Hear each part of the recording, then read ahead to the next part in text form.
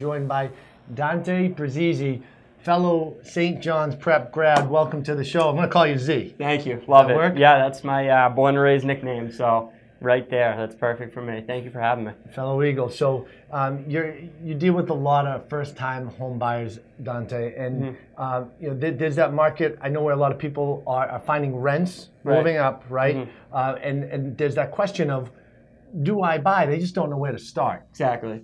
So the rent has significantly increased in the past, probably year and a half in South Boston, North End, all Boston proper. And we're starting to see it more on the outskirts as well, like Dorchester and East Boston, as well as the North Shore and South Shore. So a lot of first-time home buyers are saying, hey, I'm paying $1,400 to $1,700 a month to live in a two-bedroom with a friend. Why don't I buy my own place, maybe pay a little bit more and ante up, and pay for a mortgage, opposed to paying rent and paying someone else's mortgage. Especially if you have that job, you can buy it yourself. You have that upfront capital. Exactly. You pull in a roommate, especially for that young professional. Exactly. You're actually potentially living for free. Exactly, and that's the thing. A lot of people see now, and it's kind of a wake-up call for a lot of people because there's a lot of people think that there's a lot of hidden fees that accompany with purchasing a home.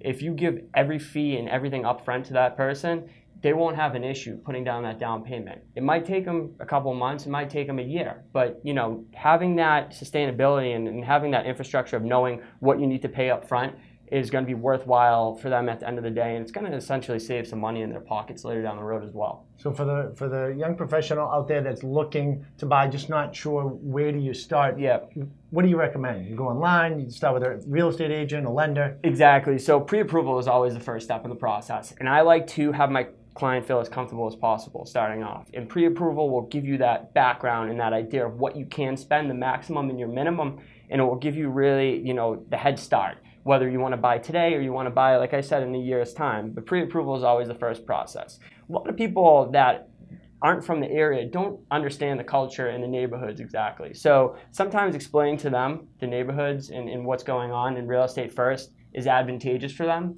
But a lot of the times people do ask me what they can pay, and that's when I refer them to a preferred lender. It's so important to understand what goes into a mortgage payment, how it's broken down, what your costs are outside of the payment, right? Exactly. You could have a condo fee if you're in a condo or heating or electricity. Understanding what that cost is huge before you start shopping. So somebody gets pre-approved, have a full-blown pre-approval. Right.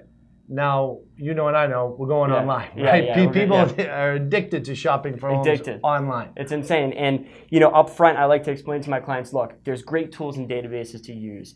MLS is the key. 99.9% of agents are going to use that. It's probably the most legitimate database out there because everything that you see on MLS is going to be on the market. When you go on sites like Zillow, Trulia, and HubPads, they're fantastic websites, and they're great for referencing and seeing prices on there, but they're not the best for dependability and reliability down the road.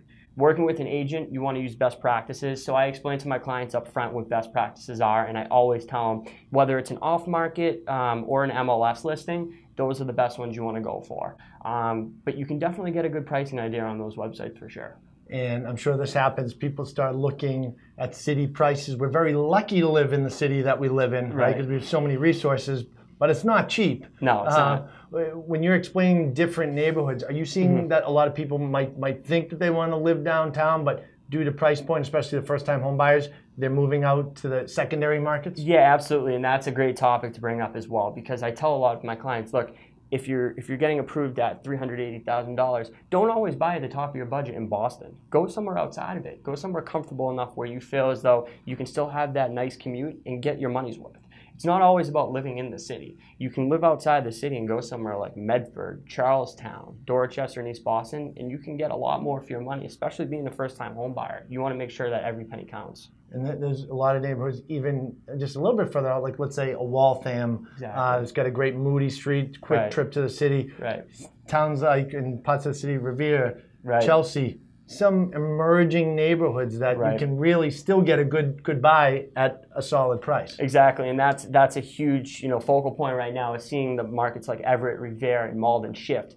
And this is due to the fact of the casino coming up, which is going to be awesome. It's going to be great for the community, and it's going to be great for home buyers as well. And if you get in the market early enough, you'll see an appreciation on your home within the next few years. You might not see it right now, but you're definitely going to see it down the road. Now, you've jumped into real estate, have a successful career getting yourself off the ground. What, to that agent that's thinking about jumping in, what would be that one piece of advice that you would give them moving forward? Be yourself. A lot of people conform to just being, prim and proper and just being very straightforward. And you just want to be yourself and be relaxed and have your character that you grew up with and you were born and raised with, because that's how people are going to respect you. And that comes with trust. And people are going to trust you. And that's a crucial part of real estate, is having trust, agent to client.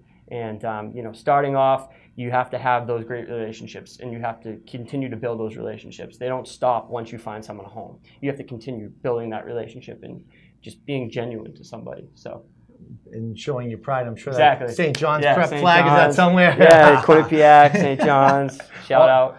All good. Yeah.